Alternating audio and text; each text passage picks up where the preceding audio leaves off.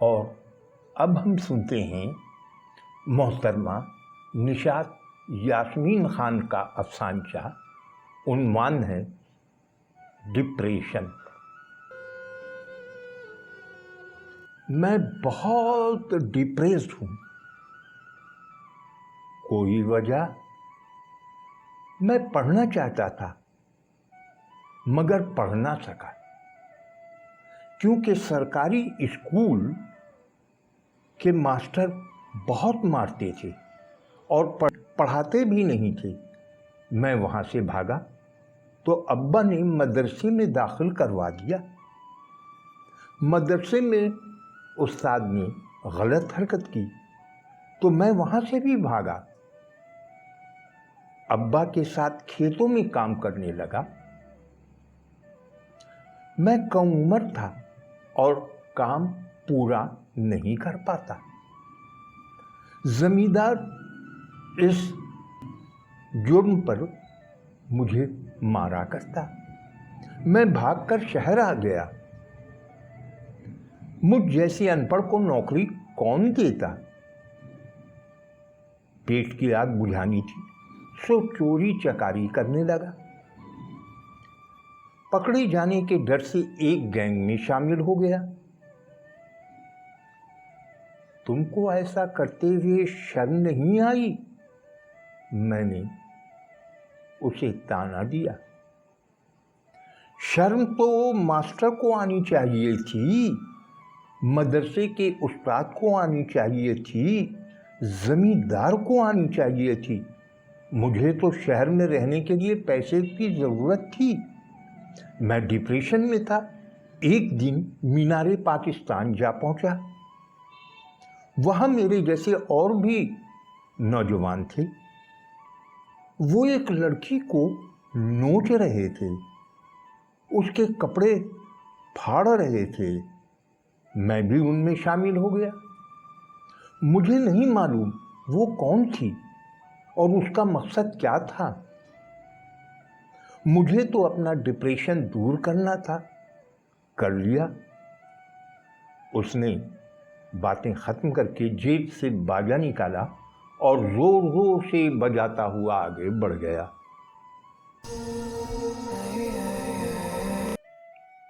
مسافر، یہ عنوان ہے محترم زیب سندھی کے افسانچے کا۔ دل میں اتر جانے والے اس افسانچے کو اردو کے قالب میں ڈھالا ہے آکاش مغل نے۔ ٹرین پوری رفتار سے بھاگ رہی تھی۔ میرے سامنے والی سیٹ پر ایک خوبصورت عورت بیٹھی تھی۔ ہماری نظر اپنے اپنے موبائل پر ٹکی ہوئی تھی۔ پھر اس نے موبائل ایک طرف رکھا اور وینٹی بیگ سے ایک کتاب نکالی۔ میری نظر ادھر گئی تو میرے چہرے پر مسکراہٹ پھیل گئی۔ مجھے مسکراتا دیکھ اس کے چہرے پر خفگی کے آثار نمایاں ہوئے۔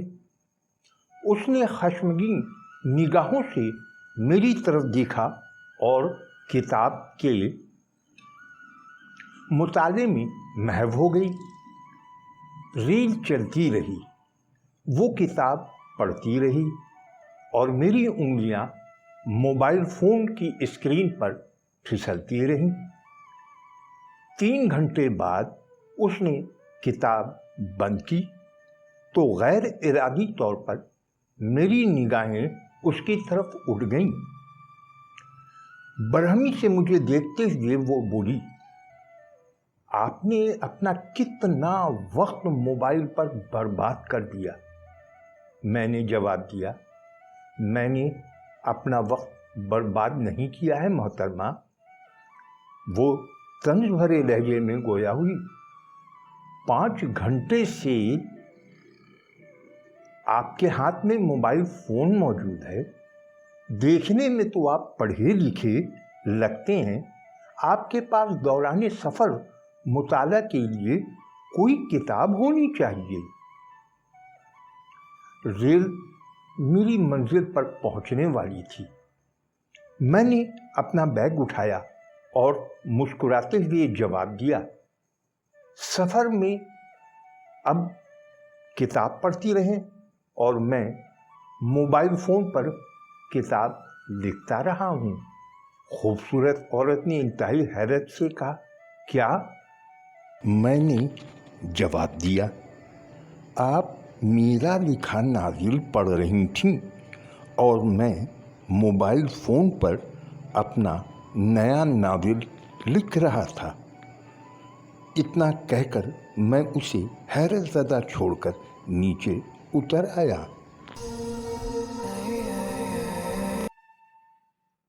اب سنتے ہیں ایک اور سندھی افسانچہ، عنوان ہے اخلاقیات۔ اسے تحریر کیا ہے خوشبو بلوچ نے اور اردو کے قالب میں ڈھالا ہے آکاش مغل نے۔ جوں جوں ماہ رمضان نزدیک آ رہا تھا، سلیم پر سرشاری کی کیفیت طاری ہوتی جا رہی تھی۔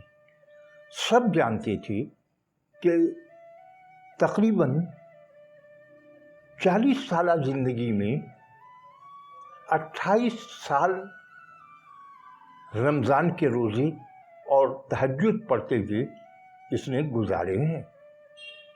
یہی وجہ تھی کہ محلے والے اس کا احترام کرتے۔ محلے کا کوئی بچہ نافرمانی کرتا تو فہمائش کے لیے اسے سلیم کے پاس لایا جاتا، اور وہ بڑے پیار سے بچے کو اسلام اور اخلاقیات کی تعلیم دیا کرتا۔ کہا کرتا، زندگی خواہ کتنی ہی تکلیف میں کیوں نہ ہو، مگر سچ کا دامن مت چھوڑنا، جھوٹ سے گریز کرنا کہ جھوٹ تمام برائیوں کی جڑ ہے۔ اس طرح وہ نوجوانوں کو تلقین کیا کرتا کہ ایمانداری اور فرض شناسی کو اپنا شعار بنائیں۔ آج اس کا دوسرا روزہ تھا۔ رات دیر گئے تراویح پڑھنے اور محلے کے نوجوانوں کو رزق حلال اور فرض شناسی پر پند و نساء کے بعد اس نے رات بھر عبادت کی اور سحری کھا کر روزہ رکھا۔ وہ بہت مسرور و شاداں تھا کہ رب کریم نے اسے عبادت کی توفیق دی ہے۔ روزہ رکھنے کے بعد اسے طبیعت میں تھکن اور کسل مندی محسوس ہوئی۔ اس کا دل چاہا کہ وہ آج آفس نہ جائے۔ اس نے دفتر کے ساتھی کو فون کیا، یار جاوید، آج میری طبیعت کچھ ناساز ہے، حاضری رجسٹر پر میری طرف سے تم میرے سائن کر دینا، اور ہاں، اگر صاحب میرا پوچھیں تو کہہ دینا کہ ابھی باہر گیا ہے۔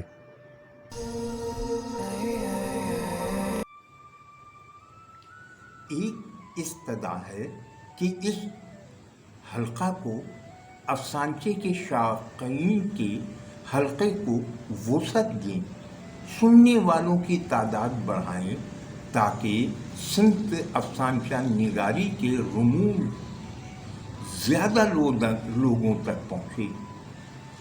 حیرت تو ان دوستوں کے جواب سے ہوتی ہے جو دعوے دار ہیں افسانچہ نگاری کی، اور وہ اپنے افسانچے بھی نہیں سنتے، جس کا ادراک ایک صاحب کی ای میل سے ہوا۔ اور اب ہم سنتے ہیں محترم عبدالاحد خان کا افسانچہ، عنوان ہے بیٹی۔ 6 سالہ بیٹی نے اس کے ساتھ مسجد جانے کی ضد کی تو اس نے بیٹی کو شلوار قمیض پہنایا۔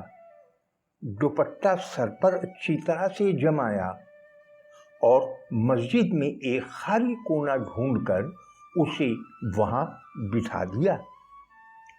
नमाजियों की आमद-ओ-रफ्त शुरू होते ही वो बेटी को वहां से उठाकर अपने सामने एक दीवार के साथ बिठा दिया। नमाज के बाद बेटी को घर छोड़ा और काम पर निकल गया। सामने से आते चिंची रिक्शे को रोककर उसमें सवार हुआ। चिंची में एक 12-13 साला स्कूल की लड़की पहले से बैठी थी। वो उसके बिल्कुल बराबर में जाकर बैठ गया। चिंची वाले ने कहा, साहब पूरा रिक्शा खाली है, आप आगे आकर बैठ जाओ। उसने कहा, ये भी तो मेरी बेटी जैसी है, कहकर वो मजीद उससे चिपक गया। और अब हम सुनते हैं मोहम्मद उस्मान जुल्फ़कार का अफसानचा। उन्वान है कफ़ालत। बाज़ार में अचानक अमजद से मुलाकात हुई तो मैं उसे खींचते हुए एक रेस्टोरेंट में जा बैठा।